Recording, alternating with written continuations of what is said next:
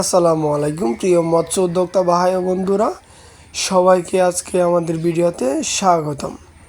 আজকে আমরা আলোচনা করব মহাশোল মাছ চাষ সম্পর্কে।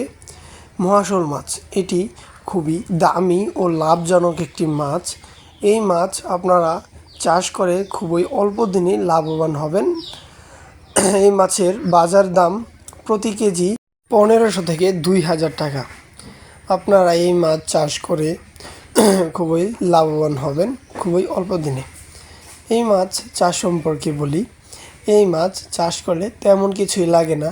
এই মাছের খাদ্য হিসাবে আপনারা দিতে পারেন সরিষার খৈল, ভুসি এবং বাজারে প্রাকৃতিক ডাইরেক্ট যেই ফিডটা পাওয়া যায় এই ফিড খাওয়ানোর পর আপনারা এই মাছগুলি যদি নিয়মিত ফিড দেন দিনে 2 বার সকালে ও বিকালে, এই মাছগুলি আপনারা 4 থেকে 5 মাসে বাজারজাত করতে পারবেন।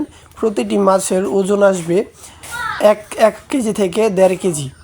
আপনারা এই মাছ যারা চাষ করতে চাচ্ছেন তারা আমাদের ভিডিওর স্ক্রিনে দেওয়া নাম্বারে যোগাযোগ করতে পারেন এবং চাষ পদ্ধতি, চাষ সম্পর্কে বিস্তারিত জানতে কল করুন স্ক্রিনে দেওয়া নাম্বারে।